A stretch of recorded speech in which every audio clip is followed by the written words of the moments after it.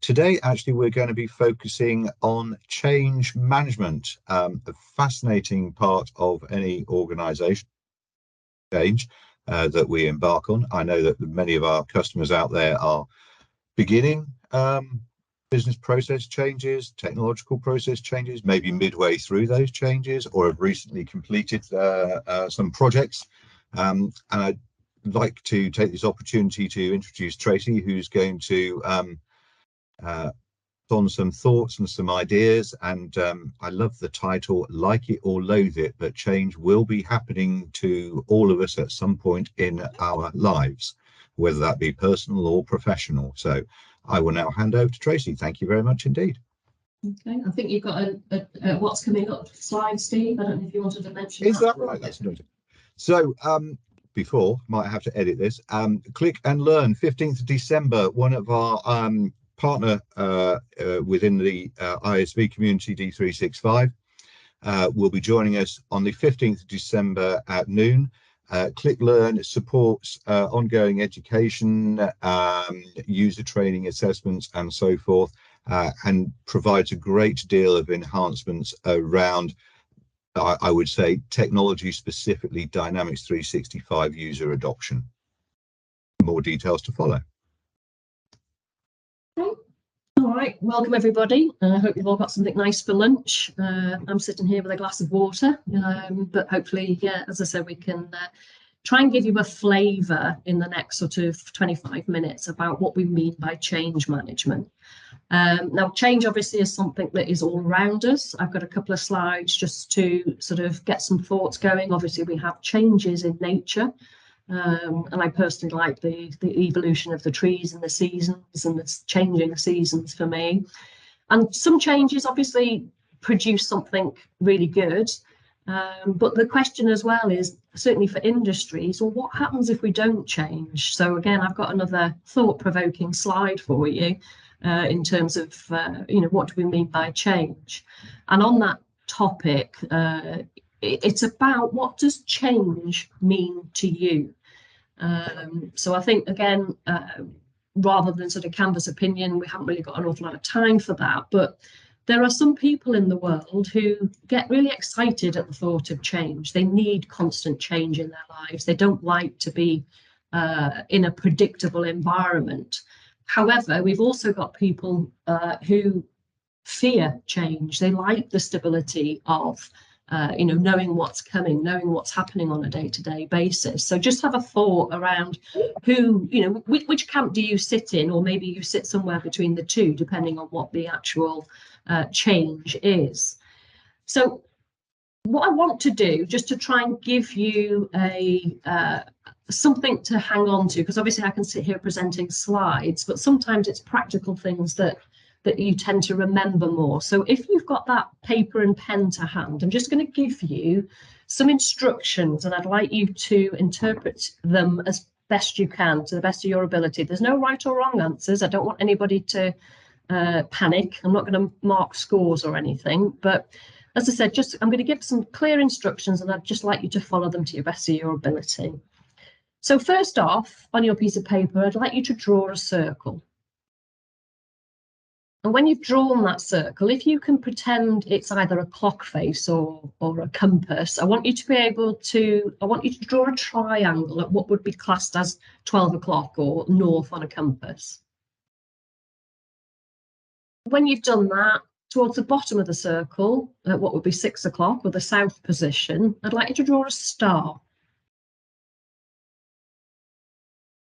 Now, when you've drawn the star, just anywhere on the paper, I'd like you to sign your name. And then when you've signed your name, switch your pen into your non-dominant hand and write your name again. Now write your name again. And finally, switch your pen back into your normal writing hand and write your name again.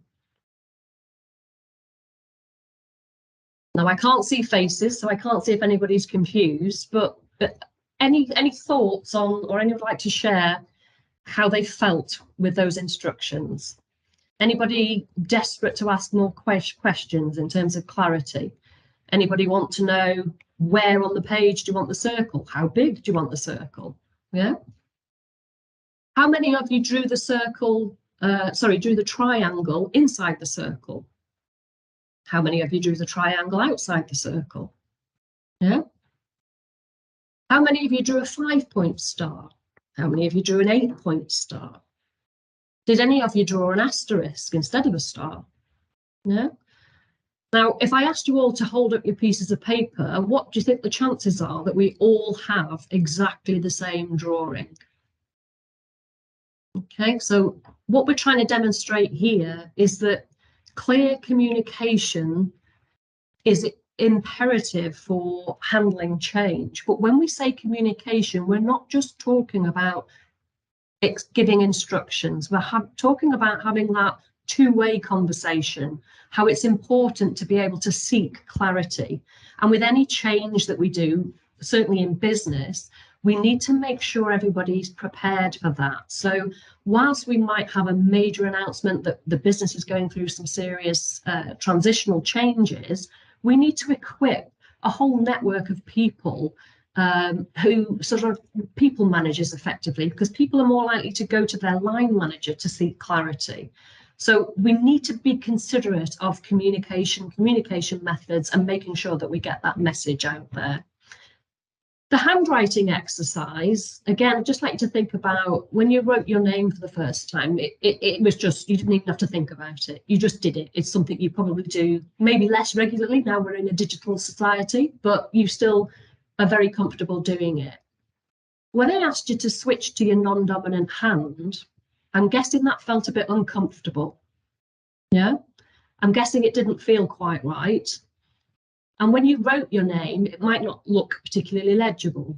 So the second time I asked you to write your name, some people will have experienced that actually it got a bit better the second time, because it's the second time, I've had a bit more practice, I've done it. Some of you might have actually got worse the second time because you were thinking about it more. But from a change management perspective, the thing we need to think about is how good did it feel to go back to the way you've always done it in terms of writing with the hand that you've always written with. And that's what we're talking about when we talk about managing change. It's effectively somebody's going to have to do something different tomorrow to how they do things today. And we need to be mindful of the psychological impacts that that has. Now, everybody reacts to change differently. And I don't know if any of you have read this, but there's a great book out there, very short read, called Who Moved My Cheese?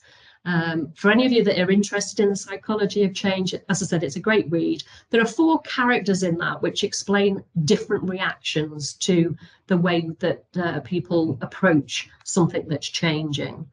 But as well as the Who Moved My Cheese book, so there's your sort of reading list for later, I want to also talk about the change curve. Now, you might have heard this mentioned previously. We talked about the Kubler-Ross change curve. This curve was originally designed around the way that people react to loss in terms of grief, but it's been adapted for use in management, in organisational management. And we can apply this to any change that happens in an organisation. Obviously, HSO, we're in the business of implementing new technology for organisations. So that's the sort of experience that we have. But on the other side of the fence, from the customer side, you've got people that have worked in your organisations maybe for a very long time, and they're used to doing things in a certain way. So if we want to make some significant changes, we cannot underestimate the people impact to make that change successful. So we have to acknowledge that people will go on a journey. And in terms of depending on what the change is, so, if we talk about acquisition, there's always that shock, that denial. And then we start to move through the curve. But again, we can apply this curve to almost any change that we experience in life. And it's just depending on the severity of the curve might depend on how quickly we get from A to B.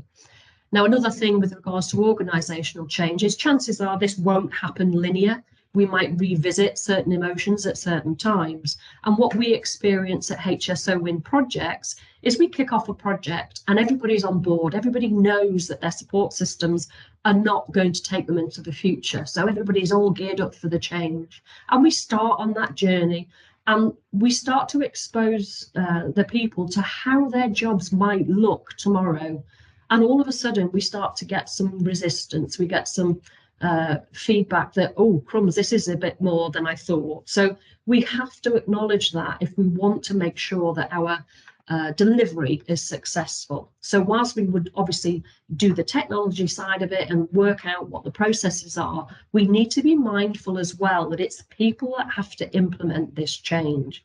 And just based on that, what I wanted to just again today introduce you to is when we talk change management, we are talking about the process, the tools and the techniques to help manage that people side of change. If we go out and buy a new car, you still need somebody to drive that car. It can't be somebody that hasn't learned to drive. Now, admittedly, technology is racing away and eventually we might have a car that doesn't need a driver. But it's those sorts of things that we need to be mindful of, is the change has to be implemented by people.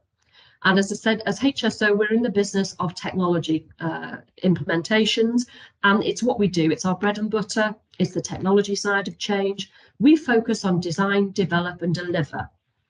But recognizing that the success of any project depends on engagement, adoption, and usage, we have to be able to support the people through that journey as well. Okay, and it's all about making sure that we can take something from its current state into its future state in the most successful way possible. So at HSO, we have a team of ProSci certified change practitioners. Now, ProSci are a research organisation, so backing up the statistics, if you like, if you acknowledge the people side of change management, your projects are 6 times more likely to deliver project success and 5 times more likely to be on or ahead of schedule.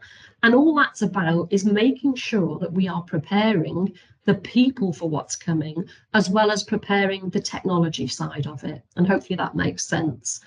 So what we use is a methodology. It's got quite a heavy content, which we're not going to be able to go through today in a lunch and learn session.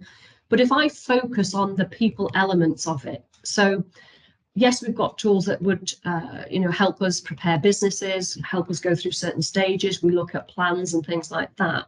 But sitting in the heart of it is something called ADKAR. And what ADKAR is a measure for practitioners to understand how well prepared the people are for the change that might be coming. So what ADKAR stands for is awareness, desire, knowledge, ability, and reinforcement. And those are all the key elements that are required for a successful change on any project, any change initiative. So going into that in a little bit more detail, the awareness. What are we doing and why are we doing it? Do we always think about that when we start any project initiatives? Are we clear on what our outcomes are going to be? Have we defined what success looks like? Because if we haven't, how do we know when we've got there? Are we good at communicating what those messages are, around the sort of organisation? And I think a key one, again, using HSO as an example, we are implementing new technology. And one of the key things that we see when we go in at sort of C-level discussions is the business wants to future-proof itself. So as a project charter, we want to keep things as standard and out of the box as possible. Now that is great for a project charter, but that message needs to flow down throughout the project team and into your SMEs that will be sitting with our delivery consultants. They need to understand that we are trying to make this as simple and as straightforward as possible. So therefore you might need to think differently. Now, we don't always prepare people for that outcome. So what we then might need to think about is, well, how can we create the desire for them? So it's about making sure we can answer the what's in it for them questions. Now, that might not always be a very obvious what's in it for them. So obviously, if you're working on a system or a manual-based system and we're going to introduce some technology, that's great in so much as we hope we would see some efficiencies to remove some of the non-value added work. But sometimes the what's in it for me might be a longer term thing. So again, we need to educate people and manage people's expectations about what's coming and why. The knowledge side, obviously, is we need to educate people in how to change and why they're changing. So again, this is where we would probably talk about our training, train-the-trainer approach, and giving people the opportunity to practice what they've learned. And then we move into the ability. So I'm not just talking about mental capacity, I have the ability to do this. There are more subtle things to think about with regards to ability. So if we're handling a big project and we've got SMEs assigned to the project, what's happening to their day job? Are they being backfilled, or are there thoughts thinking about, oh, hang on a minute, I can't focus fully on this project task I've got because I've got my day job to think about as well. So it's about making sure we provide the resources for those people to be as successful as possible. We need to remove where their barrier points are. We need to provide some coaching as well, maybe in terms of time management and all those sorts of things. And then ultimately it's about reinforcement. We've agreed that we need to change. We know that tomorrow is going to look different, but as we experienced with our writing our names with our wrong hand and then switching back, it's so easy to go back into old habits. So we need to put some mechanisms in place to make sure that we don't allow people to fall back into the previous way of working. When we do this, basically what we're talking about is being mindful of the fact that people will evolve at different levels. So again, it's understanding where we are with groups of people or individuals as we move through the project. And what this is all about is trying to identify where people's barrier points may be. Because if we move into a project and we move out of one phase into another phase without having everybody on the same page, we will get what we call a Swiss cheese effect with regards to our success. And that looks a little bit like this. So everybody knows what they do today. Everybody's been doing it for a long time. Everybody understands what they do day to day. As we transition, we will probably bring a lot more people along with us, assuming we've done all the preparation and raised awareness and everybody's bought into the project. But if we don't address those barrier points at the key elements of it, we then will end up with we will be successful, we will go live, but will we get that full return on our investment? Will we get back what we expected from the effort, the time, the money that we've put in? So that's what we talk about when we talk about managing expectations from change management. It's all about trying to deliver the best return on our investment. Now, as I said, 20 minutes, half an hour is actually quite a short time to be able to give you some pointers. But if I can just give you one of the tools that we use as change practitioners, and this is widely available on the internet anyway, when you think about starting any change initiative, I would encourage you to think about the 4 Ps. So what do I mean about the 4 Ps? So it's the project or the initiative. What is it you're doing? Why are you doing it? Is the purpose? Why are we doing what we're doing? What happens if we don't do it? Okay. What are the particulars that are changing? Now, one of the common myths when we work with clients is the fact that we are, let's say, replacing AX 2012 with D365. Is that the only change we're making?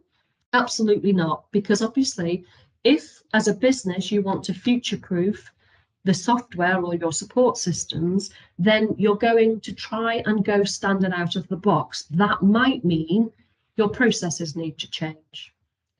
If you have an issue with inventory accuracy at the moment, it could be because your existing systems are forcing behaviors. For example, it might be that your salespeople deliberately reserve more stock in the hope that they will get a better delivery for their client. If that behavior doesn't change when we move into the new way of working, your inventory is going to be all over the shop. So again, we talk about change. It's not just about replacing 2012 with D365. It's looking at the processes that need to change. It's looking at the behaviors that need to change and the mindset. again, we've worked with companies who are moving from manually based warehouse systems where the custom and practice is to wait till the end of the day, all of your goods received notes are collected up, and then at the end of the day taken up to an office and processed, maybe overnight or first thing the next day. You want better visibility of your inventory, so all of a sudden that goods inwards practice has to change. As a delivery turns up, the notes are scanned and the stock and the inventory is updated straight away. So the other thing, the fourth P, is about the people. Who is going to need to change? And again, this is another key message, that change will impact different groups of people in different ways. And if we can think about who's going to be impacted and how, that helps us to focus our attention and our resources to where people need the support the most. And hopefully that makes sense. So as I said, if I can just at least encourage you to think about the 4 Ps when you think about any change initiative, that will start to help paint a picture of how big a change or how big a risk this might be for your particular organisation. On that note, that's about it for today's session. So if anybody's got any questions, I'm more than happy to take them.